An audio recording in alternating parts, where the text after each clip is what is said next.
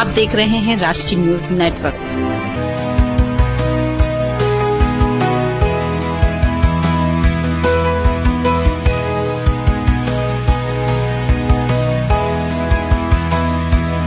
नमस्कार, मैं आज एक ऐसे शख्सियत के बारे में आपको कहानी सुनाने जा रहा हूँ जो सुनकर आप आश्चर्य से भर जाएंगे।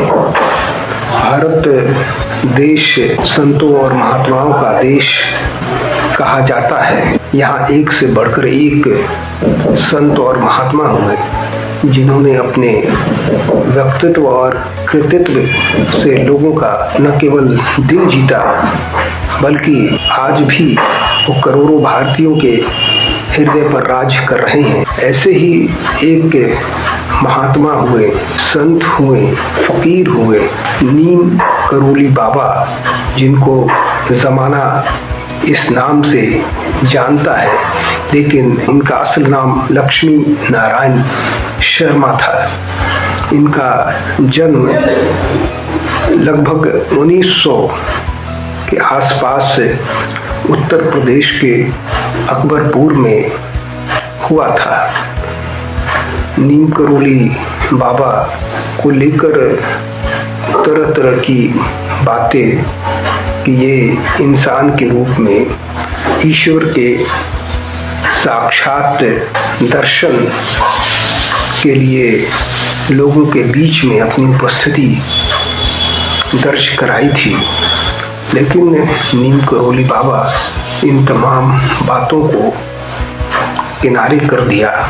उन्होंने कहा कि कोई चमत्कार, कोई ईश्वरीय करामात मेरे साथ नहीं है। मैं एक साधारण इंसान हूँ। जो लोग उन्हें ईश्वरीय भगवान के रूप में देखते हैं उन्हें वो हमेशा किनारा कर दिया करते थे। नीम करोली बाबा का जो धाम है वो कैंची धाम के रूप से विख्यात है। कैंची धाम उत्तराखंड के भवाली के पास स्थित है। कहते हैं कि इस धाम की स्थापना के पीछे वाकया ये है कि बाबा नीम करोली एक दिन उत्तराखंड के उस भवानी जगह पर उपस्थित हुए। बियाबान वो जगह था, इलाका था। वहीं पर एक शख्स पहाड़ी पर ऊंचाई पर बैठा हुआ था। बाबा ने उसे नाम के साथ पूरन कह के पुकारा। जिस शख्स को उन्होंने नाम से पुकारा वो अपना नाम सुनकर बड़ा आश्चर्य से भर गया कि मैं इस शख्स को आज से पहले कभी जानता नहीं, न वो मेरा नाम जानता है, पर ये मेरा नाम लेकर के पुकार रहा है। आखिर ये कौन है? उसने पूछा कि बाबा आप मेरा नाम कैसे जानते हो? बाबा नीम करोली ने कहा कि मैं तुम्हें आज नहीं, अभी नहीं, 7 जन्मों से जानता हूँ। कई जन्मों का रिश्ता है।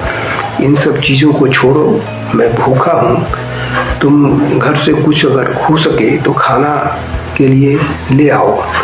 वो बेचारा गरीब पूरन भागा भागा घर गया और जो भी उस समय उसके घर पर खाने को था, दाल और रोटी, वो लेके आया और बाबा को खिलाया। फिर बाबा खा करके कहा कि ऐसा करो कि गांव के 2-4 लोगों को मेरे पास लेकर आओ। वो पूरन भागा भागा गांव जाता है और 2-4 लोगों को लेकर आता है। बड़े आश्चर्य की मुद्रा में वो नाम जो पहले बाबा ने पुकारा उससे वो उबर नहीं पा रहा था कि आखिर बाबा कुछ न कुछ तो है। 2-4 लोगों को लेकर के बाबा जंगल की ओर गए और उस जंगल के बीच एक पहाड़ जहाँ पर एक बड़ा पत्थर रखा हुआ था और उस गांव के लोग उस भौगोलिक इलाके से पहले से ही वाकिफ थे। बाबा नीम करोली बाबा ने कहा कि इस पत्थर को आप हटाओ। तो इसके अंदर गुफा है। तमाम जो 2-4 लोग वहाँ पर थे उन्होंने कहा कि इससे पहले हम लोग इतनी दफ़ा इस जगह पर आ चुके हैं, हर चप्पे चप्पे से वाकिफ़ हैं, बाबा न जाने क्यों कह रहे हैं। कहा कि सोचो मत, पहले पत्थर हटाओ। पत्थर हटाया गया तो अंदर में एक सुरंग, एक गुफा मिला। उस गुफा में जब प्रकट हुए, जब वो लोग अंदर गए तो बहुत ही साफ सुथरा और वहाँ पर धुनी और चिमटी पड़ा हुआ था, जो ऐसा प्रतीत हो रहा था कि अभी अभी किसी ने लेकर रखा है। और आगे बढ़ा उस गुफा में तो एक हवन कुंड भी था। तमाम लोग आश्चर्य से भर गए कि आखिर इतने वर्षों से हम लोग रह रहे हैं लेकिन आज तक मुझे पता नहीं। बाबा ने कहा कि ये कोई चमत्कार या इस तरह का कुछ चीज़ नहीं है। ऐसा करो कि इस स्थान को हम लोग शुद्ध करते हैं और ये हनुमान जी का जगह है, जो सोमवारी बाबा का तप स्थली के रूप में यह है। तो शुद्धिकरण, हनुमान जी के मूर्ति का शुद्धिकरण होता है और वहाँ पर प्रतिष्ठापित किया जाता है हनुमान मंदिर। तब से लेकर आज तक वो कैंची धाम के रूप में जाना जाता है और यहाँ पर उनके अनुयायियों की संख्या देश दुनिया में करोड़ों में है। आज वहाँ पर एक तीर्थ स्थल के रूप में लोग सिर नवाजने जाते हैं, बाबा से आशीर्वाद और दुआएं मांगने जाते हैं। बाबा बड़े चमत्कारिक थे, इसमें तो कोई दो राय नहीं है, लेकिन बाबा इस चमत्कार को कोई भगवान या ईश्वर का देन या करामात मानने से हमेशा इनकार करते रहे। उनके विषय में कहा जाता है कि एक बार वो दिल्ली बिरला हाउस गए हुए थे। वहाँ पर कई सैकड़ों लोग बाबा से उपदेश, बाबा की बातें सुन रहे थे। तभी कुछ बांग्लादेशी समूह के लोग बाबा के पास उपस्थित होते हैं। उसमें से एक बांग्लादेशी बहुत ही परेशान था, बाबा के से मुलाकात करता है, आगे बढ़ता है। बाबा से वो कुछ अपनी बात कह पाता उससे पहले बाबा कहते हैं कि तुम परेशान मत हो, जाओ, तुम्हारा भाई बहुत जल्द एक देश का शहंशाह बनेगा। तो उस व्यक्ति ने कहा कि ये बाबा कैसी बात कर रहे हैं, मेरा भाई तो पाकिस्तान के मियांवाली जेल में कैद है और कभी भी फांसी का ऐलान हो सकता है, उसे फांसी पर लटकाया जा सकता है। बाबा ने कहा कि यूँ हैरत से मुझे मत देखो, तुम जाओ, यहाँ से जाओ और इसके आगे कोई प्रश्न मत करो।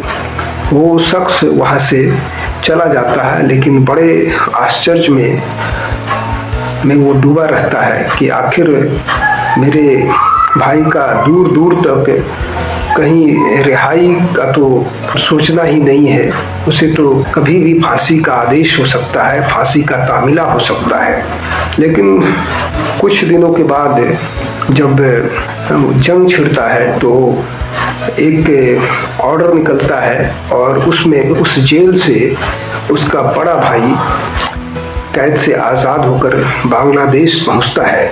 और जो शख्स नीम करोली बाबा से इस समक्ष साक्षात हुआ था, उपस्थित हुआ था, वो अपने साक्षात्कार में बताता है कि वो मेरा बड़ा भाई और कोई नहीं, बांग्लादेश का प्रथम राष्ट्रपति शेख मुजीबुर रहमान था।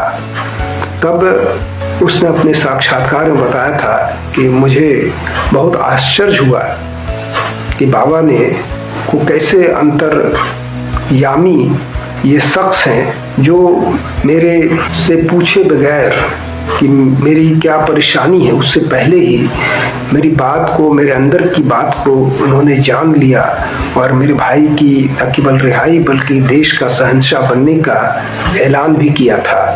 उस शख्स ने, शेख मुजीबुर रहमान के छोटे भाई ने अपने संस्मरण में ये बातें लिखी है। और बाबा नीम करोली के शागिर्द और अनुयायी सिर्फ भारत में ही नहीं बल्कि देश से बाहर विदेश में भी सैकड़ों, हजारों की संख्या में, लाखों की संख्या में है।